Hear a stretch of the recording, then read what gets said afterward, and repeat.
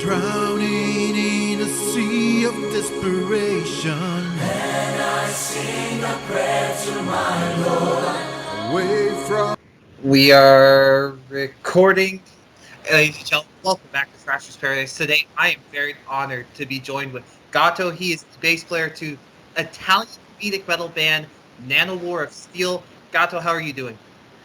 I'm doing pretty fine. I could be doing worse. So yeah, it's fine. It's thanks a lot for having me. It's a honor. It's a Oh, pleasure. no, thank you for coming on today. We really appreciate it here at Thrashers Paradise. Now, the first question I want to ask you is a pretty simple one. What was it like writing the song Valhalleluja? It was a lot of fun, but I don't know. It's like the I think it was the singer that came up with the idea of doing some kind of gospel metal because he had contacts with the gospel choir, and so the idea was to, I mean, there were two ideas. First of all, the gospel choir was mostly female.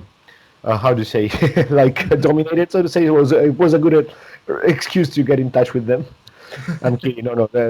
Just like with the video of Norwegian Reggaeton. So anyway, no. To be serious, we thought we should have done like a song after Norwegian Reggaeton and mixing some other genres. And so we started with this idea of doing some kind of gospel metal for Christmas. So to come out at Christmas with some, like some kind of Christmas music, so to say. Mm-hmm. And so yeah, that was the idea. Like Valhalleluja sounded like a nice title, and then we came up with the whole idea thing. That's like not. It sounded weird. I mean, it was weird for me that no one came up with the idea that the whole Nordic mythology should be connected to what is nowadays Scandinavian mythology. That is IKEA, so the Swedish. It's the most known Swedish product. Yeah. Even yeah, it's most known than Amon Amarth or things like that. So Yeah. anyway. Well, in the song, you do have guest vocaling from Angus from the band Glory Hammer. Yeah. Was it hard to get him to come on the track? Actually, no. I mean, he's a very, very friendly guy, and so I wrote him an email. I think he knew the band or something. We are on the same label, so we're both Napalm Records recording artists. So it's we are not like completely out of the blue. We didn't come out completely out of the blue. And then he just replied to my email, and the main problem was logistics because he was on tour with Glory Hammer during that time. So we really needed to find like we had one day only that he could come, and then we had needed to make sure we had a concert actually the day before that and the day after that, like for some reason we didn't have any concert scheduled for that day in which he came to Milan to record, and then we are doing some shows and we just managed to found this spot, and so he came. I think the logistics was the main problem, but it was not a problem. He's a very, very friendly guy. He's a very open guy, so it was a pleasure to work with him. We're really, yeah. Awesome. Now, I found on YouTube that your Nanowar of Steel did appear on an episode of Spanish Got Talent. What Yeah. made you all want to go on Spanish Got Talent?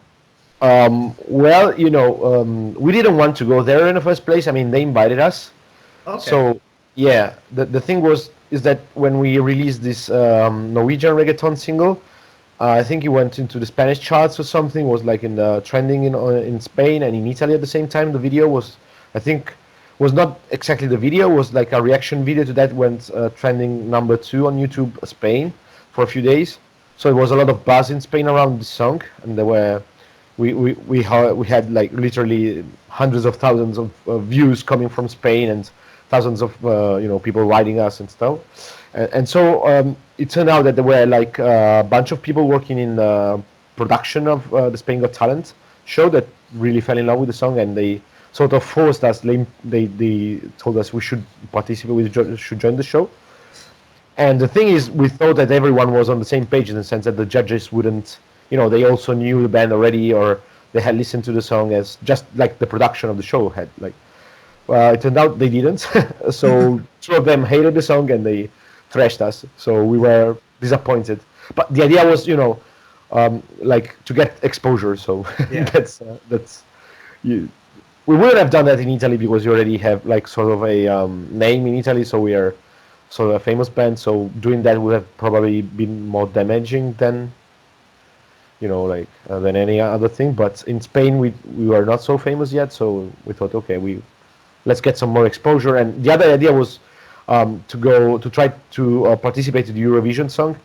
So it was a very utopistic idea, utopian idea, in the sense that in Italy, in order to participate, the Italian winner of the Festival di Sanremo, which is like the national Italian music contest, goes to Eurovision, and that's Okay. basically impossible to win. It's harder than winning Eurovision itself. It's like it's so rigged and so set up. It's such a scam, this festival, that there's no hope in winning that. And we knew that in Spain you could sort of go and represent Spain in Eurovision by popular vote. So we said, Oh. okay, let's go to we can try to get exposure in Spain. We gather some votes for that in case it happens. And one of the guests that was singing on the song from Gigatron, so Charlie Glamour, he's Spanish, so we had a Spanish guest on the song, and it would be nice, like Eurovision, you go and then you represent two, in a way, European countries like Spain and Italy together with a multilingual song. It was like, well, it was sort of a dream, so it didn't work. But anyway. Now, for us North Americans, could you maybe explain what is Eurovision? So Eurovision, I'm not into that so much, but it's a European song contest in which actually Australia takes part to, and I think Morocco. So it's European, like, but anyway, there's Australia, so whatever.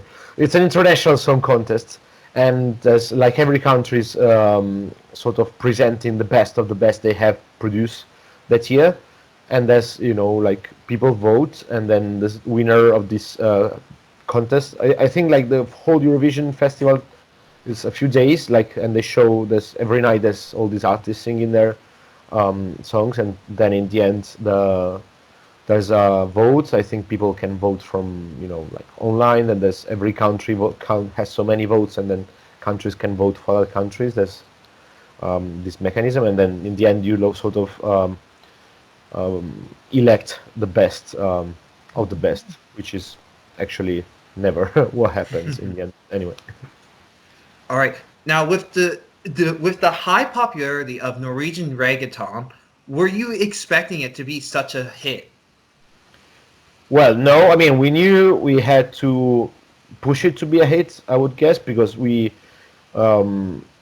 I worked a lot, like in trying to get exposure and promotion before it was out. So I was getting in touch with radios and agencies, and so because we just signed to Napalm Records, but that happened just after Norwegian Reggaeton. So until then, we had to work our PR campaigns on our own. So that's all the press releases where we were taking care of that, and we knew we had something that could work, but we are not sure because like, to be honest, we thought that our even the Stairway to Valhalla album that we released, we think it's a very solid album.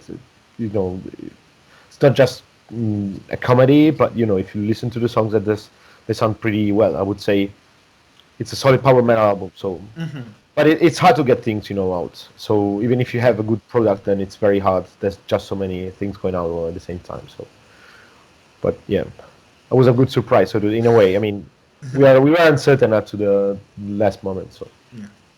Well, unlike a lot of other comedic metal bands, you were able to get signed to one of the bigger name metal labels, Napalm Records. Yeah. What's it like just knowing that you are under that branch of Napalm Records? I don't know. I mean, I think it's for us. So we've been out for 15 years, and most of the times we've been doing things on our own. I mean, we work with booking agencies, of course, but we had some managers working with us. So we are not completely unaware of like the way the music industry works. But once you're signed to a label, like one of the major labels of metal branch, so to say, then you see there's a lot of chances more, and you see how people work. And I really liked. I mean, it's very good because one of the things I liked I like the fact that they like us. So we are getting some good feedback from them. So we had this, for example, they gave us their Instagram account. We had this Instagram takeover, and it doesn't happen every day like with every band they have, as far as I see. So they put a lot of trust in us. And the thing is that they have connections. So we have whatever idiotic idea we have in mind, there's a way to that. I mean, as we did, this parody of Rhapsody of Fire with Fabio Lione. Now, I mean, now the sky's the limit. I mean, you can just imagine how many parodies and this kind of bullshit we might have in mind, and they can make things easier, like for these things to happen. So that's the best part, I would say. Awesome. Now, compared to other comedic metal bands out there in the world, what makes Nanowar different? Oh, well, I don't know what you're thinking of, but because mostly, so the first thing is about the comedic metal bands is that they are pretty much oriented on a single market, in the sense that there's Ultra Vomit, for example, is like the main French parody metal band. Then there's Gigatron and Reno Renardo, for example, in Spain. And I don't know, there's maybe JBO in Germany. So there's like all of them, they are oriented to their national market. So in the sense that it's much easier to write jokes in your own language, in your own mother tongue. So that's the first thing why I think if you have to make parodies, it's very hard for us. I mean, in general, if you have to write a joke in another language, then you really need to master it. And it's not so common. I mean, not to the level, like writing something serious in the end. I see that like most of the metal lyrics are like fillers to. You don't need to write something incredible, but if you want to make people laugh, then you need to add to that, and the language plays a part. So I think that's one thing that we've always tried since the beginning to make jokes in English. Then we had a lot of songs in Italian as well. We got a bunch of songs in German, in Spanish. So I think the language is the first thing, and then we are not parodying one genre only in metal. I mean, there's some thrash metal songs, there's power metal, hard rock, there's the reggaeton metal, gospel metal. I think these are the two main differences. Yeah. All right. Now, when can we expect the next Signal to be released by Nanowar of Steel? All right. So I can say much earlier than we were thinking of, because now with this coronavirus stuff epidemic, we are stuck.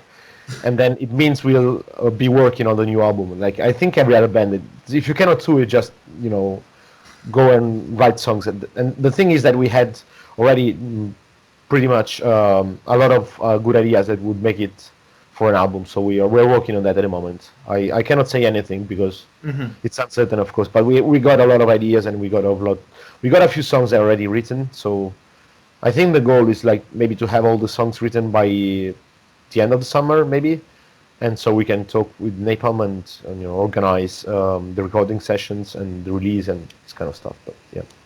Awesome. Now I know you have a little tour announced. Is that going to be postponed? Most likely, yes. We didn't announce it officially because in Germany, the lockdown, I think it takes place. It's officially taking place until the 20th of April, and we would start 23rd. But it's very unlikely for that to happen. It's very unlikely. Like the outlook is very grim at the moment. So we managed to play. We had a tour in Spain, in France, and Italy, and it was a month-long tour. It went very well. And the thing is that we finished the tour just on the day that Italy went on lockdown. So we barely made it back home, basically. And actually, I'm not even at home. I didn't go to Italy. I was planning to move to Serbia, and I'm in Belgrade right now. So I took it 1 week ago. So when the lockdown started, but yeah. So no one knows actually. Like the thing is, there's a huge uncertainty, and the music industry is being affected the most by this outbreak. So we don't know. I would say most likely yes. It's not. Yeah. When can we expect, hopefully when this whole coronavirus stuff is done, for Nanowar of Steel to come over to North America? So we can expect, I don't know, I would say maybe sometime in 2021. Okay. Maybe, I mean, we had, so that was something. Let me just say that I cannot tell you more. So there's no. I mean, there is something. So, but I mean, it was uncertain before, and right now with all this mess, and no one knows how much time it's gonna take. So, to be honest, yeah, I don't know. If things go as planned, like the virus contained within the next couple of months and everything goes back to normal within 3 to 4 months, then yeah, I would say to 2021 would be yeah, it's an Awesome. option. Yeah. Okay. Well, I'm definitely looking forward to the day you announce that you will be coming here. I'll definitely be out there to see Thanks. y'all. No problem. Now, my last question I usually ask all the bands. Yeah. We call it a poser question to ensure that we are talking to actual metalheads on the channel. The question is, who would win in the fight, Lemmy or God? Lemmy, because God doesn't exist. That is correct. I would say Lemmy is God, but That is the correct answer. Yes. yes, I know. But so okay, to be honest, I mean I like Motorhead, but I'm not like the number one Motorhead fan. So Fair enough. Lemmy is good. I wouldn't say it's good. Like most people say that, but I would say I like Motorhead, but I'm not such a big fan. So, All right. to be completely honest. Well, Gato, thank you so much for coming on Thrashers Paradise today. I really appreciate this. Now, where can the people follow Nanowar of Steel on? I mean, you have to follow us on Instagram. It's Nanowar of Steel. It's everywhere. So just look for us on Facebook, Instagram. Yeah, TikTok. I don't know. We're there. We are not publishing there yet anything, but you have to be everywhere. You have to be everywhere. YouTube, of course. You should check out our YouTube channel. There's plenty of stuff. Spotify playlist. Yeah, sure. Awesome. Thank you so much. And until next time, keep on thrashing. Thanks a lot. Awesome.